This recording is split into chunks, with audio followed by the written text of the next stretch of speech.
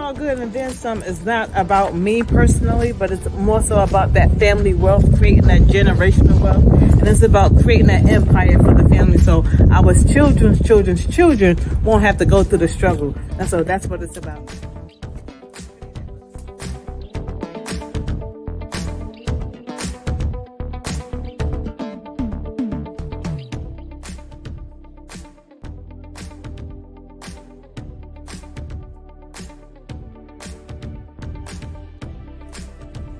Place it in there.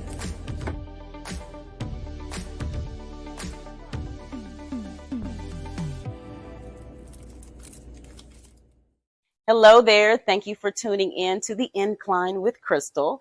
I am here at the New Black Wall Street Market interviewing It's All Good and Then Some, Miss Sunshine, the owner of the shop. And I'm going to let Sunshine tell you what It's All Good is all about. So It's All Good and Then Some is exactly what the name says. It's all good and then some. Give you just a little background about how the name came about. Is because God gave me the name. And he was ministering to me because I was praying. I pray about everything. And so I was praying to him about what it is that I need to do as I'm moving forward, because I was working at the church, and I was working at the church for 9 years. And I knew that my time there would be coming to an end. I just didn't know exactly when. But he told me. And so I was like, Lord, so many things is happening in life. And sometimes my perspective gets thrown off, and I allow things to kind of move me off of the things of him. And so he said, well, the name of your company, as a reminder, is going to be called It's All Good. And with me, it'll always be then some. I said, it's all good and then some. I said, but, He said, no matter what you're going through, because it could always be worse, it's all good. Just always tell yourself, it's all good. Absolutely. And so your product is going to be good. And it's all going to be good. And with me, it will always be then some. And I was like, now, you see how she has all of her yellow on, and her shop is really bright and colorful. And not only do the children love it, but the adults love it. It's an exciting place to come and visit, right? Yes. If you're feeling low, you're feeling down, come by the shop and you'll leave here with a different feeling. Yes. And that's because that's how you started it. Yes. Right? Exactly. And me and my son initially got the business off the ground in 2021. Okay. And when we used to go out, just by judging everybody's reactions and stuff, he's like, Ma, you have a ministry of flavors. And ministry of flavors. Dean, this a cup of joy. I said, you know what, son? Royalty. His name is Royalty. I said, I think you're right. So every time they come by and they leave, they experience joy and they leave with a cup of joy. So talk to the viewers, for those who've never, experienced It's All Good and Then Some. Tell them what you sell, and, if they could compare it to something so they could kind of envision what's happening here at your shop. Okay. Well, actually, so we call it the Dream Cream. Some people compare it to a New York style Italian ice or a Philadelphia water ice, or else you can compare it to like a sorbet, a sherbet, or a gelato. It's delicious. One of the things, yes, very delicious. Look, they said don't get half your own supply. Girl, Right. Ooh, it's a fight. Right. But one of the things I like to tell customers is that, gelatos and sherbet, some of them do have dairy in it, have milk products in it. And so if they don't want any milk product and something that's vegan friendly, come over here and check out It's All Good and Then Some, because we have fresh fruit. It's all natural. It's made with water, 15 grams of sugar per 2.5 gallon bucket. We're talking 2.5 gallons, not a quart. And it's run through what we call a batch freezer. And the batch freezer is what freezes it. And therefore, there's no ice present to melt down and take away from the actual flavor of the dessert. So if you have bloating issues or lactose issues, which a lot of people have challenges when they drink or eat foods that have milk in them. Yes. So you're saying no milk. No milk. At all. And minimal sugar. Less sugar than a ginger ale soda. When your stomach hurt, look, you'll grab a ginger ale in a minute. Absolutely. Listen, less sugar than ginger ale. Wonderful. Yes. So, Sunshine, I know your name is Sunshine. Tell us, really the backstory of that name, because it means something to you. I watch you come into the New Black Wall Street Market. You're bubbly. And I know some days are not that easy, but you have a mission behind that name. I have a mission behind that name. Yes, I do. A part of it, there's so many different avenues to sunshine. And, you know, at least Sunshine Jackson, that's who I am. And I've come from a dark place. And because I come from that dark place, and because God has delivered me and allowed me to shine, that's where the sunshine came about. And so, you know, I've survived a lot, been through a lot, and I don't look like nothing of what I've been through. And so the purpose behind who I am is the God in me always shining out. Right. And so it's about expressing God's love to people, whether it's a smile, whether it's a hug. You know, they tell me, "Oh, girl, you got the hugs of life." I know it's the godly hug, right? Right. You know, not being too deep or dumb, but it's all about, you know, spreading His love and shining and bringing. Some people just need like that smile to just brighten up their day, because you never know what someone's going through. Yeah, it comes from the higher power, higher than yourself. Higher than me. Yeah. Higher power, higher than yourself, which is so important because we all go through challenges. Yes. Talk to the viewers about, you know, maybe some of the challenges or just how you had to stay focused at times to even develop this type of business. So when, as I said, that I did resign from my job in 2021, when He told me to resign, because God, don't just go and resign from your job. Make sure that you are hearing from God. I can recall the day when He told me to resign, and I had tears in my eyes because, like I said, I worked at the church, and it was like a church family to me. It's like, you know, coming in, almost like coming to Black Wall Street. It's like family, and then you get used to coming to see family, you know, and so day in and day out, that was just where I would go, and they would, "Oh, here comes Sunshine. Hey, Elise, how you doing?" You know, and just, that was just me, you know, the bubbly person. And so the mere thought of leaving from the job was almost depressing for me. And I was laying in my office on my couch, and He said, "Look up. Do you trust me?" I said, "I do." He said, "Look up." And so when I looked up, on my wall, I have, "Let your faith be bigger than your fear." And He then again said, "Do you trust me?" I said, "I do." He said, "So submit in your resignation. And remember, this is family. You can always come back and visit your family. Yes. Don't feel like you step away, that's the end. That is not the end. As long as you're letting me lead you, you're going to always progress and move forward." And so when I did step away, it wasn't magic overnight. There was challenges. Work. There was a lot of work behind stepping away. There was a lot of trusting Him. There was my product is not here, so currently I have to outsource it. But I'm from up north, so I have to travel to go get it and bring it back. And so that's all the work behind, you know, renting vehicles, you know, getting a driver if I'm too tired to drive, you know, making sure I got the finances as fast as the money comes in. The money is going out just as fast as it comes in. And so I want people to understand that, yes, it's a success. We talk about that on the Incline about, you know, overhead costs. Oh my goodness. It's a the reality of net profit versus gross profit. Yes. Important to understand that, because some people, when they start businesses, right, they are excited about what they make, thinking that you can spend it how, you know, spend that money the way that you want to spend it. And it doesn't quite work like that. It doesn't quite work that way. And I'm very transparent. Last year, I've made close to $150,000. You hear that? I spent out $147,000. Wow. That's it's stabilizing your business. Growing your business. Growing the business. Inventory for your business. Always with the staff. Yes. So you have to take into account all those things. Paying, I even have prepaid legal behind the scenes. So you have to think about paying for that. You've got phone services, legal, insurance, accounting. And you have to consider all of those things when you think about running a business. And up in the forefront, I didn't think about it, but as I was going through it, I had to begin to take notes. And so one of the things now I'm in the process of doing is establishing what we call the SOPs, the standard operating procedures. So that is something that we're putting together now. She's dropping dimes. I hope you're catching them.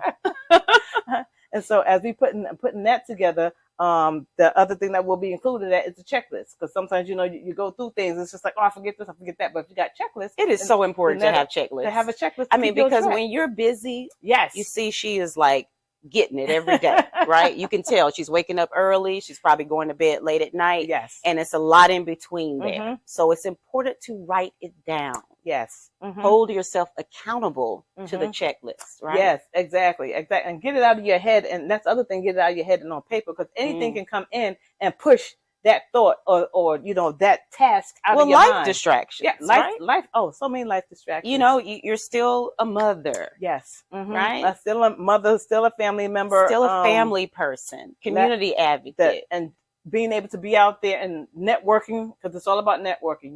With your business, you're always networking. You're always growing your business. And for me, if I'm not working, then I'm not eating. If you don't work, you don't eat. And that's the other thing about being a boss and an entrepreneur is if you don't work, you don't eat. So let's talk about working for yourself. Yes. Because, when you work for yourself, you can set your own hours, but you can't.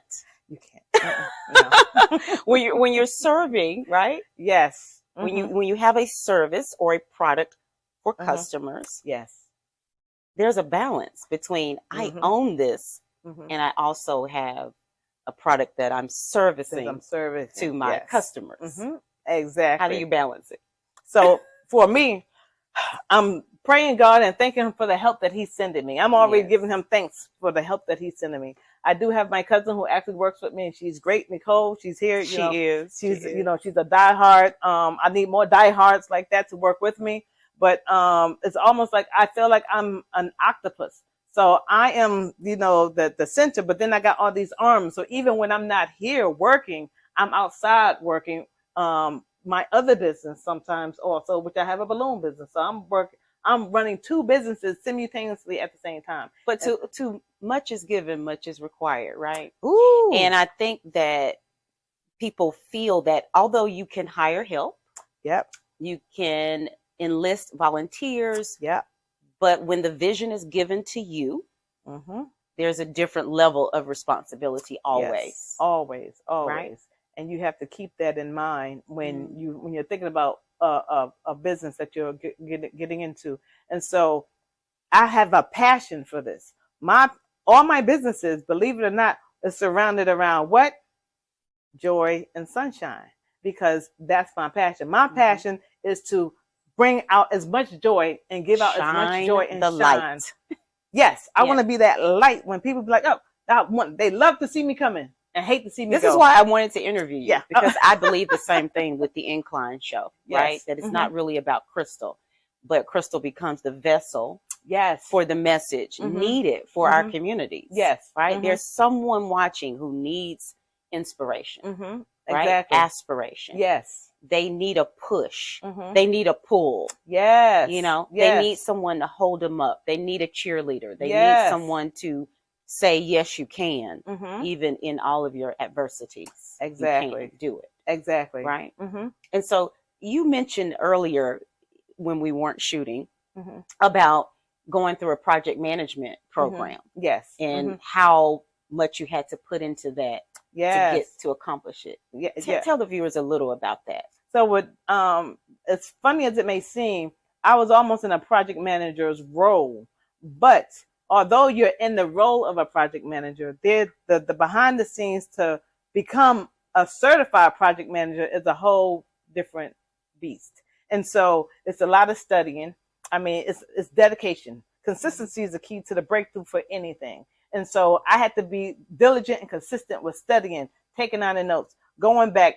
I failed it the first time. Then I failed it the second time. And then I went back that third time. I said, Lord, this is the part I wanted you to hear, right? It's not just that she went for, I know they're like, what does project management have to do with this business model? But I wanted you to hear her story about not getting it the first time, going back the second time and not getting it the second time, right? Yes. And then that third time, God, when I prayed to him, again, you probably think, oh, she's so spiritual. I am not spiritually dumb deep, but I am a spiritually woman of God, and I trust the things that he leads me to do. And so the third go around, he said, I want you to have fun with it. I said, have fun with it. I love it. He said, you're too serious. And you're getting too worked up. When you go in there, I want you to have fun with it. And believe it or not, I got in there, girl, and I started singing Coco Melon.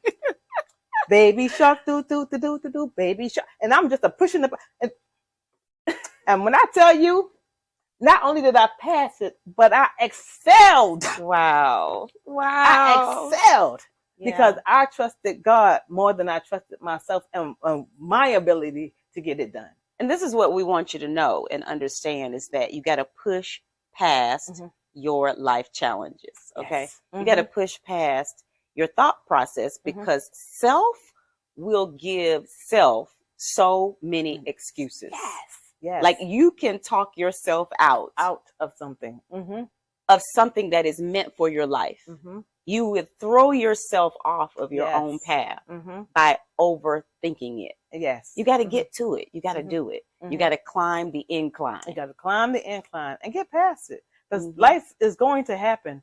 But what do you do when life is happening? Yeah. And so as a good example, last quarter was a tough quarter for me because I had a lot of emotional things happening, family tragedy. So I had back-to-back deaths in my family.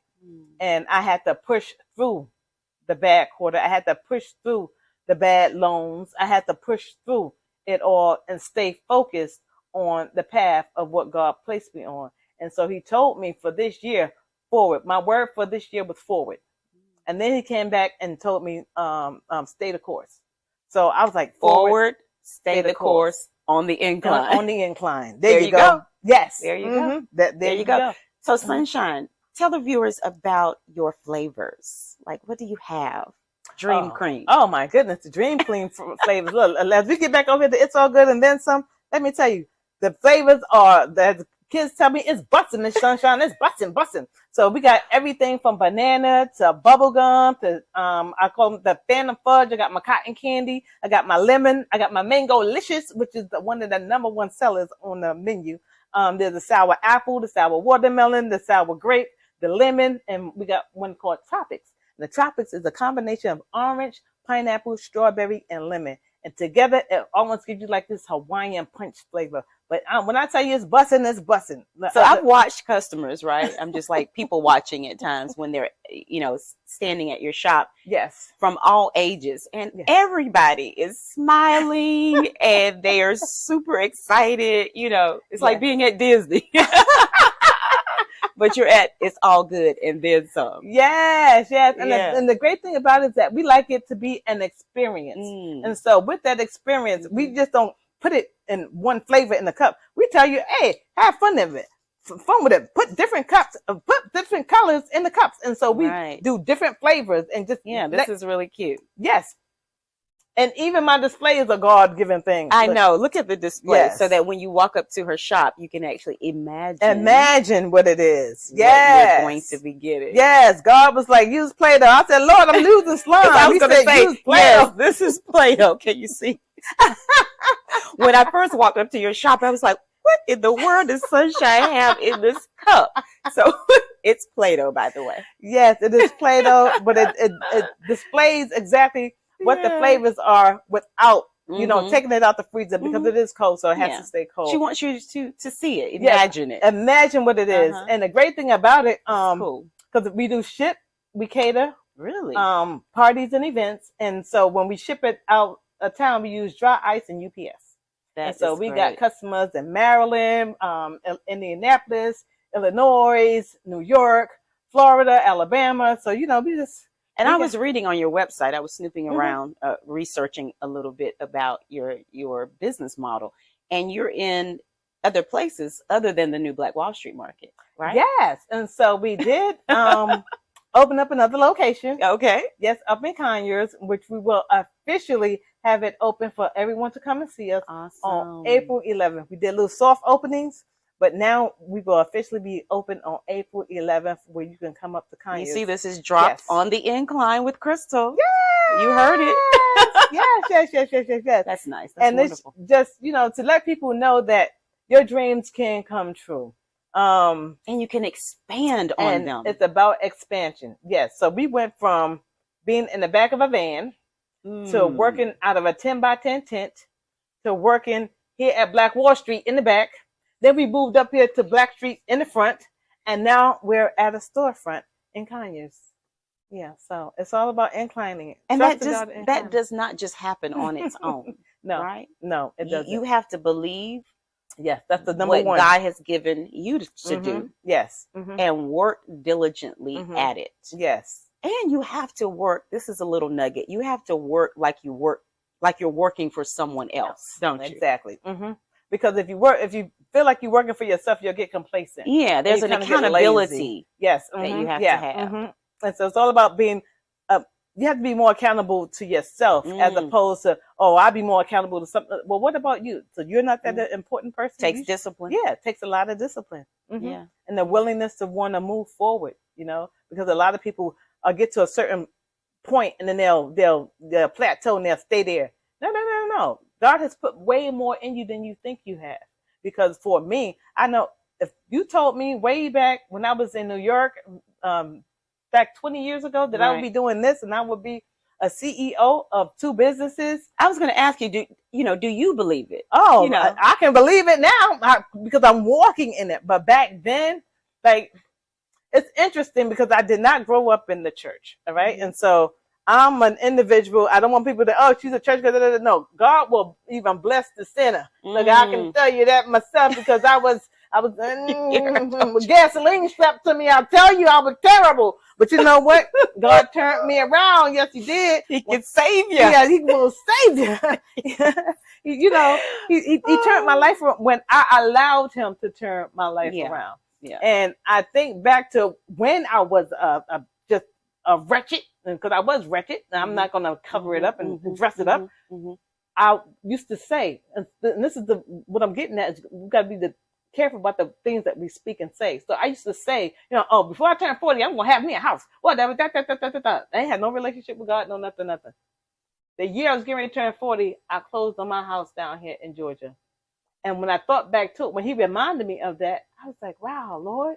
He said, I have given you the power. Just opening up doors. Yeah, to speak opening the doors for you. Yeah, I will open the door for you, but you have to speak it. I can't force you to speak. You have to speak it and believe it. And I honestly believe that. And walk by faith, take the steps. Take the necessary steps to make it happen. And so even with opening up, it's all good. And then some, it was all about taking the necessary steps. All right. Do my research as far as researching the business that he had given me. Okay, so now go online, do your research to find out about how the product will do. Okay, so what is it going to take for you to open up? So all these are the things that you have to write out and do a checklist to check off of all the different steps that you're going to need to run your business. You're going to need an EIN number. You're going to, first things first is to research the business name to make sure that it's available. Absolutely. Once he gives you that name, and if it's available, a dime she's dropping. Yes, and you do that on the Secretary of State, Georgia Secretary SOS. I call it the SOS help. Yes, Secretary of State's website. Yes, and you go in there and you research the name to make sure the name is available, and then you pay your fee for that because everything comes with fees. So be prepared to pay the different fees for the things that you're going to need, and getting your EIN, which is free. And don't let nobody tell you that they have to go and pay for it. You can get your EIN for free. Just go online. Yes. There's a lot of things that you can do for minimal cost. Yes. You just have to do them yourself. Do them yourself. Now, if you're okay with hiring someone to set up your business structure, there are plenty of business models who will handle that for you. But I'm like Sunshine, I just about did everything myself on your own, including the accounting. Even the accounting. Before I was able to hire an accountant, I was doing my own accounting. Yes. Right. Yep. I mean, and I think it's important. That we do a lot of the foundational work because you need to value the process so that when you do hire someone to help you, you kind of have an understanding of what they're doing. And that's the key right there. you know what they're doing. They may not think that you know, but you know. So you're able to go back and look and say, well, this don't look right. Oh, what are you saying? No, this don't look right. Yeah. Hold on, wait a minute. The accountability. Being accountable. Yes. Absolutely. Because, you know, so many people in business these days, you kind of get hurt by people who may not do the best by your business model. Yes. So you want to make sure you may not know everything they know, but you want to know some of what they know. Yes. As it pertains to your business. Exactly. And there's really no excuse not to know because the internet is full of education for any business model, right? So like Sunshine mentioned, you said I had to research it. Yep. It was all right? about I need to research this industry. Yep. Also, your competition and my competition. Look, what there ain't no competition. Look, I love let me it. pop my collar. There's no competition. Once Yes. you have this, once you have the, this is the best. You ain't got to think about. I love it. I love it. Well, Sunshine, thank you so much for being on the Incline with Crystal. I hope that by watching you have been inspired, right, in your business model. It may not be Sunshine's business model, but there's plenty that she said that you can take and climb up the incline. I'll see you the next time. Take care. Bye.